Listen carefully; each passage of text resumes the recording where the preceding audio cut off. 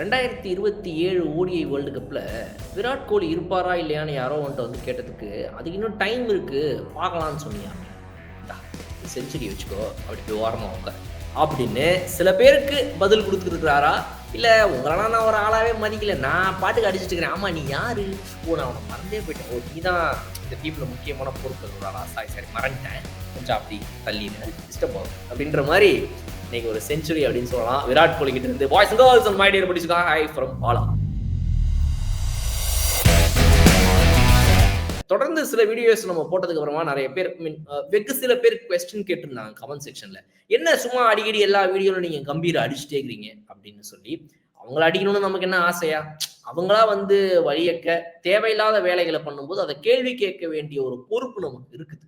ஒரு கிரிக்கெட் சம்பந்தப்பட்ட பேச்சுக்களை பேசக்கூடிய உங்களை போன்ற என்ன போன்ற ஆட்களுக்கு இருக்கக்கூடிய மிகப்பெரிய பொறுப்பு என்ன அப்படின்னா, அநியாயமா ஒன்று நடக்குது அப்படின்னா அதை டபக்குன்னு கேள்வி கேட்கணும். அதுதான் நம்ம பண்ண வேண்டிய முக்கியமான விஷயம். நல்லது நடந்தா அதை பாராட்டலாம். அந்த வகையில இன்னைக்கு விராட் கோலி ஒரு செஞ்சுரியை போட்டு, என்ன வேணா பேசிட்டு போங்கப்பா, சரி ஓரமா போய் பேசிட்டு இருங்க, நான் ஒரு செஞ்சுரி போட்டு என் வேலையை பார்த்துட்டு இருக்கிறேன், சும்மா குறுக்க வந்து காமெடி பண்ணிட்டேன் அப்படின்ற மாதிரி இன்னைக்கு ஒரு செஞ்சுரியை போட்டிருக்காரு. முக்கியமான விஷயங்கள் என்ன அப்படின்னா, அந்த ஃபார்மை கேரி பண்ணி வந்திருக்காரு. நீங்க நல்லா பாருங்க, இந்த முதல் ஓடிஐ மேட்ச்ல பாத்தீங்க அப்படின்னா ஆஃப் சைட்ல வந்த சில டெலிவரிஸ்லாம் ஃபர்ஸ்ட் அவர் வந்த ஒரு முதல் 4 to 5 டெலிவரிஸ்லாம் வந்து லெக்ல திருப்ப பார்த்து மிஸ் பண்ணிட்டே இருந்தாரு. அது வந்து மிஸ் ஆயிட்டே இருந்துச்சு ஏதோ ஒன்று.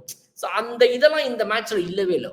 ஃபர்ஸ்ட் அந்த ஒரு 3 டாட் பாலுக்கு அப்புறம் நீங்க பாத்தீங்க அப்படின்னா அடிச்ச 4 பாத்தீங்கன்னா அது அவ்வளோ ஷார்ட் ஆஃப் த லென்த்லாம் இல்லை, just short of the length தான். அதை அப்படி வந்து பேக் ஃபுட்ல போய் ஒரு ஸ்விவல் பண்ணி இடுப்பை திருப்பி ஒரு அடி அடிச்சாரு பாருங்க, பின்னாடி ஒரு 4.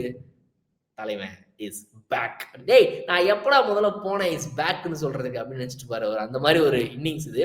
ஸோ அது வந்து அவருடைய கான்ஃபிடன்ஸையும் காட்டுச்சு. இந்த இன்னிங்ஸ்ல பாத்தீங்கன்னா வந்து அந்த ஒரு ஃபார்ம்ல இருக்கும்போது டக்குனு 2வது மேட்ச் ஆடும்போது அந்த ஷாட்ஸ்ல ஒரு கான்ஃபிடன்ஸ் இருக்கும்ல, ரொம்ப அழகா அசால்ட்டா அடிப்பார்ல ஒரு ஷாட்ஸ்லாம். அந்த அசால்ட் அடிக்கு முன்னாடி வரதான் இந்த கான்ஃபிடென்ட் அடி. 3வது ஒன் டே மேட்ச்ல அசால்ட் அடியை நம்ம எதிர்பார்க்கலாம் அப்படின்ற மாதிரி தான் வந்துட்டு இந்த இன்னிங்ஸ் அமைஞ்சிருந்துச்சு. ஷார்ட் சாய்ஸா இருக்கட்டும், பிளேஸ்மெண்ட்ஸா இருக்கட்டும், கேப் பார்த்து அழகா சூப்பரா பியூட்டிஃபுல்லா ஆனா அவருடைய ஃபேவரட் ஷாட்ஸ்லாம் பார்க்க முடிஞ்சது. இந்த ஸ்பின்னர் போடும்போது அப்படி காலை அகட்டி பின்னாடி வச்சு அது ஷார்ட் பாலோ குட் லென்த்தோ ஒரு அடி அடிப்பாரு பாருங்க. அந்த பேட்டை வந்து இப்படி ஸ்ட்ரெயிட் பேட்ல எக்ஸ்ட்ரா கவர்ல அடிக்காம இப்படி வச்சு பேக் ஃபுட்ல ஒரு எக்ஸ்ட்ரா கவர் டிரைவ் அடிப்பாரு. நேரம் அழகா போவோம் அந்த ஷாட். டெஸ்ட்ல ஒன் டே எல்லாத்துலயுமே அடிப்பாரு. அந்த ஷாட்ஸ்ல இருந்து ஆரம்பிச்சு ஸ்ட்ரெயிட் ரவுண்ட் த கிரவுண்ட்ல அத்தனை ஷாட். ருத்துராஜ் கெய்க்வாட்லாம் உருண்டு போகணும். ஐயா சாமி எஃப்எம் மேல இருக்கிற இதுல என் மேல அடிச்சுட்டு இருக்க, நான் உங்களுடைய கோ கண்டஸ்டன்ட் பேட்ஸ்மேன் அப்படின்ற மாதிரி வந்து அவர் வந்து கொடுத்திருந்தா அப்படி உருண்டு உளுந்துகிட்டு இருக்காரு. பால் உள்ள புகுந்து போயிட்டு இருக்கு ஸ்ட்ரெயிட்ல பவுண்டரிக்கு. ஸோ அந்த மாதிரிலாம் நிறைய ஷாட்ஸ் அடிச்சுட்டு இருந்தார். இதுல நம்ம பார்க்க வேண்டிய முக்கியமான விஷயங்கள் என்னன்னா, பேக் டு பேக் செஞ்சுரிஸ் அப்படின்றத தாண்டி விஜய் ஹசாரேல பார்ட்டிசிபேட் பண்றதுக்கு எஸ் நான் பார்ட்டிசிபேட் செய்கிறேன் அப்படின்னு விராட் கோலி அவர்கள் சொன்ன ஸ்டேட்மெண்ட்டும் இன்னைக்கு காலையில தான் வந்துச்சு. ஸோ அந்த ஸ்டேட்மெண்ட்டை தொடர்ந்து இப்படிப்பட்ட ஒரு பேக் டு பேக் செஞ்சுரிஸ் அப்படின்றது ஒரு விஷயம். விஜய் ஹசாரே இங்க போறதை நம்ம வரவேற்கலாம்.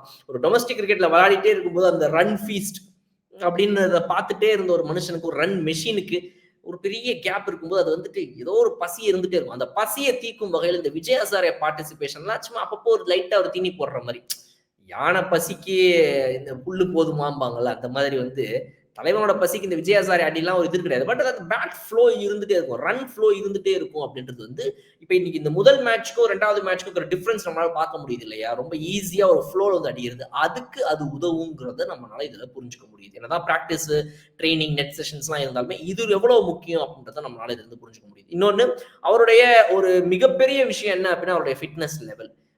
ரன்னிங் பிட்வீன் தி விக்கெட்ஸ் போட்டு ஓடுறோம். ஐயா யங் பிளேயர்ஸ் எல்லாம் வந்து ஐயோ இந்த ஆளு பண்ணல நம்மளை போட்டு புளிக்கிறாங்க. யோயோ டெஸ்ட் இந்த டெஸ்ட் அந்த டெஸ்ட். ஐயா கொஞ்சம் பார்த்து பண்ணுங்க ஐயா. உங்க மார்க்கை வச்சுக்கிட்டு எங்க மார்க்கை கம்பேர் பண்ணி ஸ்கூல்ல வந்து பசங்களாம் வந்து பக்கத்து வீட்டு பசங்களை கம்பேர் பண்ணி அம்மாட்ட அடி வாங்குற மாதிரி வந்து வாங்கிக்கிட்டு இருக்கோம் நாங்களாம். கொஞ்சம் பார்த்து பண்ணுங்க ஐயா அப்படின்னு சொல்லி இந்த விராட் கோலி அப்படின்ற ஒரு மிகப்பெரிய ஃபிட்னஸ் ஃப்ரீக் கிட்ட வந்து கெஞ்சுற அளவுக்கு ஒரு ரன்னிங் பிட்வீன் தி விக்கெட்ஸ் இன்னைக்கு பார்க்க முடிஞ்சது. அவருடைய மென்டல் ஸ்டெபிலிட்டி சொல்லவே வேணாம்.